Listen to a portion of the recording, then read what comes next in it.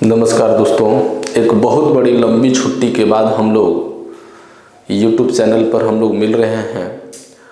कुछ समस्याओं के कारण हम काफ़ी दिनों के बाद मिल रहे हैं आप लोगों के सामने, तो उसके लिए हम क्षमा चाहते हैं। जो हमारे रेगुलर स्टूडेंट्स हैं जो प्रतिदिन पढ़ते हैं और वो भी हमारी कुछ समस्याओं को समझेंगे।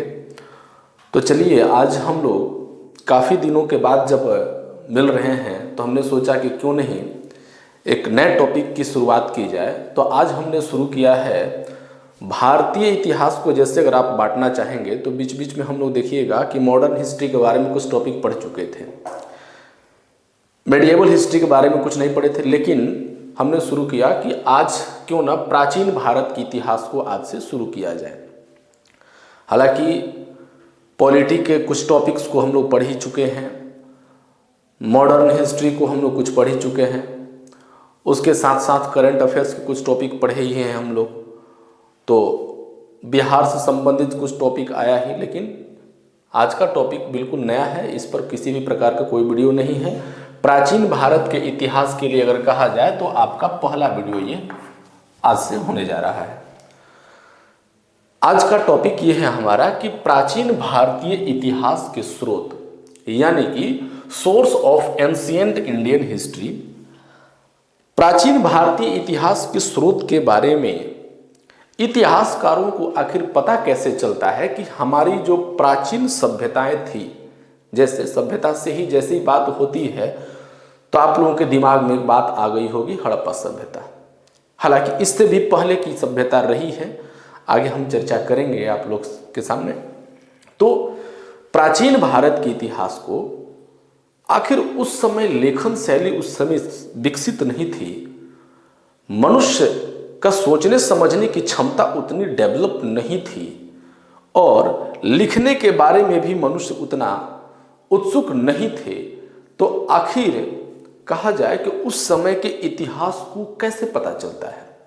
आज जो हमारे अध्ययन सामग्री जो भी है, पाठ्यक्रम सामग्री जो है, उसमें प्राचीन भारत के इतिहास को इतने गूढ़ तरीके से समझाया जाता है, बताया गया है। आखिर उसको कैसे लोग समझते हैं, इस पर हम लोग चर्चा करते हैं। तो देखा जाए, अगर बात करें कि जिस प्रकार से हम लोग थोड़ा सा इसको सरल तरीके से समझने का प्रयास करते हैं कि जिस प्रकार से इतिहासकार, हालांकि थोड़ा सा टॉपिक को समझते हैं साइंस को लेकर जाकर के, जिस प्रकार से वैज्ञानिक लोग किसी वस्तु का अध्ययन करते हैं, उस वस्तु का खोज करते हैं, विश्लेषण करते हैं, अनुसंधान करते हैं, उसी प्रकार बिल्कुल इतिहास भी है। इतिहासकार एक वैज्ञानिक की भांति जो उपलब्ध सामग्री की समीक्षा करके उसके अतीत का सही चित्रण करने का प्रयास करता है। उसके लिए साहित्यिक सामग्री, पुरातात्विक साक्ष्य और विदेशी यात्रियों का वर्णन सभी का महत्व होता है। अर्थात मेरा कहने का मतलब है कि किसी भी इतिहास की जो लेखन की जो प्रक्रिया है, प्रमुख रूप से 3 चीजों पर निर्भर करती है। सबसे पहला वो क्या है, तो वो है साहित्यिक स्रोत। साहित्यिक स्रोत पहला उसमें सबसे प्रमुख चीज होता है। साहित्यिक स्रोत कहिए या सामग्री भी आप कह सकते हैं। इतिहास पर बहुत ज्यादा प्रभाव इसका भी रहा है, लेखन की जो प्रक्रिया रही है इस पर बहुत ज्यादा प्रभाव रहा है, इसकी बहुत ज्यादा सहायता ली जाती है। उसके बाद पुरातात्विक साक्ष्य, दूसरा अगर हम लोग कहें तो पुरातात्विक साक्ष्य, और तीसरा सबसे महत्वपूर्ण विदेशी यात्रियों का वर्णन। विदेशी यात्रियों का यात्रा वृतांत कहिए या उनका वर्णन कहिए, इन सभी चीज़ों का बहुत ज़्यादा, यानी कोई भी इतिहास जो लिखा गया है, प्राचीन भारत का इतिहास, तब प्रमुखता वह 3 चीजों पर वो निर्भर करता है। पहला, उस समय का साहित्यिक जो इतिहास है, साहित्यिक जो स्रोत है, या तो उससे पता चलता है, या पूरा तात्विक साक्ष्य, यानी उस समय की जो वस्तुएं थी, प्राचीन काल के समय से जो वस्तुएं प्राप्त हुई किसी ना किसी माध्यम से, कहीं खुदाई के माध्यम से, या कभी कभी अचानक मिल जाने से, यानी इतिहासकार रिसर्च भी कर रहे हैं और रिसर्च के अध्ययन के अनुसार इसका भी प्रभाव पड़ता है। तो बात करते हैं कि पुरातात्विक साक्ष्य और उसके साथ साथ विदेशी यात्रियों का वर्णन, यानी भारत में विदेशी यात्रियों का जो यात्रा रहा, जो भी विदेशी यात्री आए, अपने यात्रा वृतांत में भारत के इतिहासों का उस समय से संबंधित उनके तत्कालीन जो उस समय के राजनीतिक, सामाजिक, आर्थिक परिप्रेक्ष्य जो थे, वो उसके बारे में अवश्य कुछ ना कुछ अपनी यात्रा वृतांत में उन्होंने लिखा। यानी कि प्राचीन भारतीय इतिहास के स्रोत जो मुख्यतः इन 3 चीजों पर निर्भर करते हैं: साहित्यिक स्रोत या सामग्री, पुरातात्विक साक्ष्य और विदेशी यात्रियों का वर्णन या यात्रा वृतांत।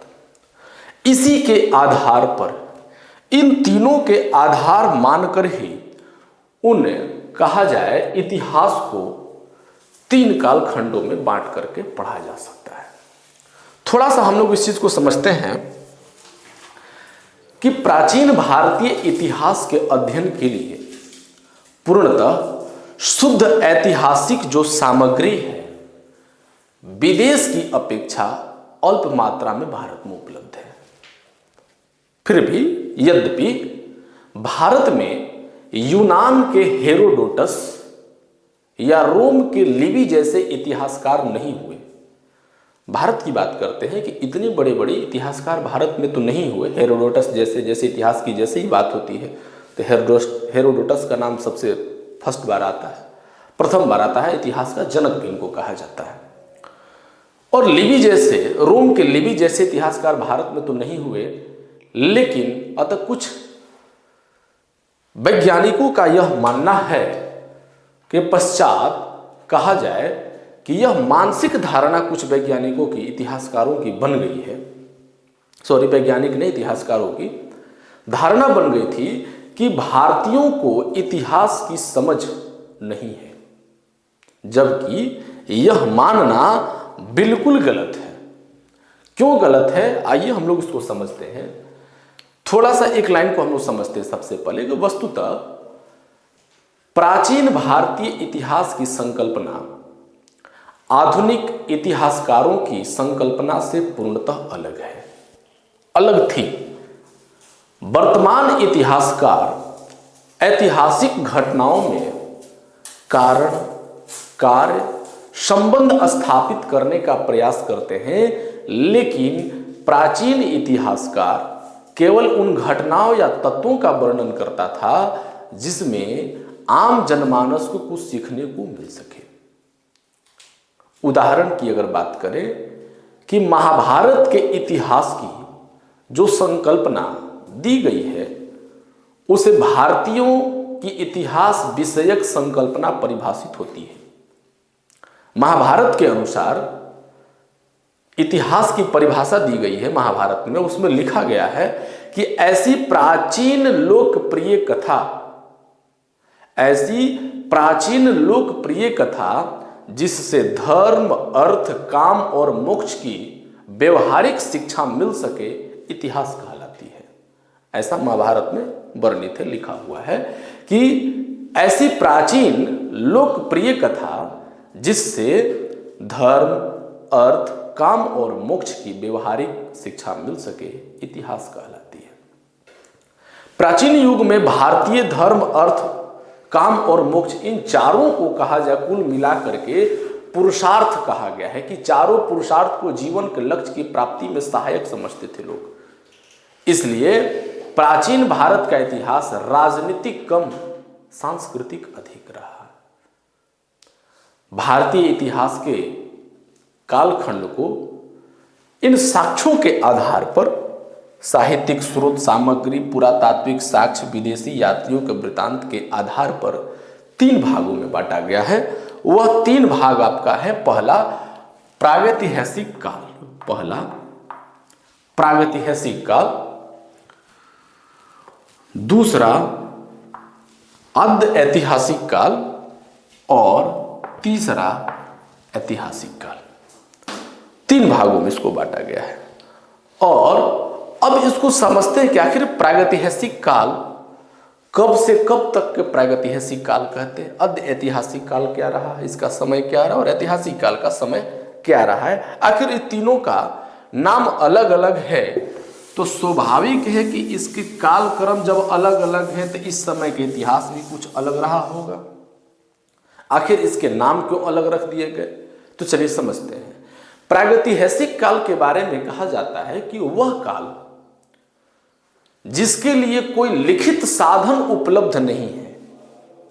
कोई भी लिखित साधन कहने का मतलब साहित्यिक स्रोत, जैसे कि मैंने पहले आपको बताया, वह काल जिसका कोई भी लिखित साक्ष्य उपलब्ध नहीं है और जिसमें मनुष्य का जीवन अपेक्षाकृत पूर्णतः सभ्य नहीं था, प्रागैतिहासिक काल के अंतर्गत उसको रखा जाता है।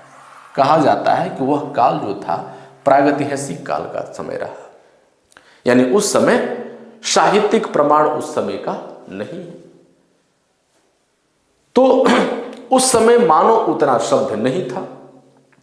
और पहले अब इसको समझते हैं, फिर इसको समझते हैं। प्रागैतिहासिक काल में क्या था, उस समय का लिखित साक्ष्य प्राप्त नहीं होता है। उस समय का कोई लिखित साक्ष्य है ही नहीं, साहित्य उसका है ही नहीं।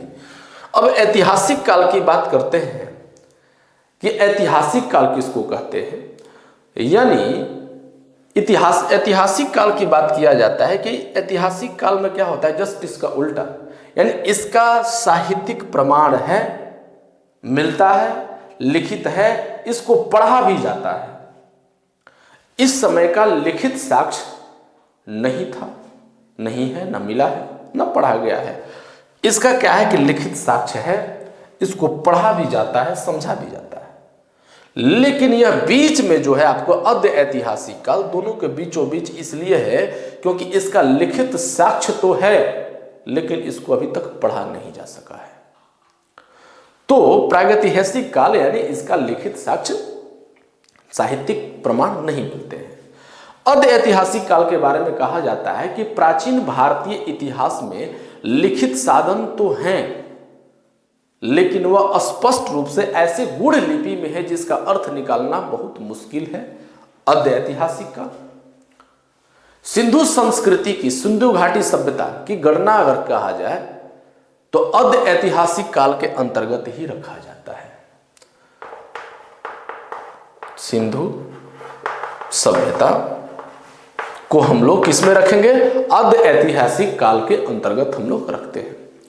इसी आधार पर हड़प्पा संस्कृति से पूर्व का भारतीय इतिहास प्रागैतिहासिक काल और लगभग ईसा के 600 ईसा के बाद का इतिहास ऐतिहासिक काल कहलाए। कब के बाद, 600 ईसा के बाद का ऐतिहासिक काल कहलाया, क्योंकि भारत में प्राचीनतम लिखित साक्ष्य जो है अशोक के अभिलेख से प्राप्त होता है, जिसका काल ईसा से पूर्वी 3री शताब्दी, ईसा से पूर्व 3री शताब्दी है। और इस भाषा के विकास में भी लगभग 300 वर्ष लगे होंगे ऐसा माना जाता है। प्रागैतिहासिक काल का जो इतिहास है, लिखते समय इतिहास को पूर्णतया पुरातात्विक साक्ष्य पर निर्भर रहना पड़ता था। यानी जो प्रमाण मिलते थे, कोई साक्ष्य प्राप्त होते थे, तो उसकी कार्बन डेटिंग की जाती है। क्या कार्बन डेटिंग क्या है, आपको अगले वीडियो में आपको हम बताएंगे। उस पर यानी कि जो वस्तुएं प्राप्त होती थी उसी पर आधारित रहना पड़ता था और उसी से अनुमान लगाया जाता था कि ये वस्तु जितनी पुरानी है अर्थात उस समय की सभ्यता क्या रही होगी, इस काल के लोगों का आर्थिक, सामाजिक और सांस्कृतिक जीवन क्या रहा होगा। अर्ध ऐतिहासिक लिखते समय, अर्ध इतिहास का काल जब लिख रहे थे इतिहासकार, लिखते समय वह पुरातात्विक एवं साहित्यिक दोनों प्रकार के साधनों का उपयोग करते हैं। और इतिहास लिखते समय वह इन दोनों साधनों के अतिरिक्त विदेशी लेखकों का वर्णन का भी प्रयोग करते हैं।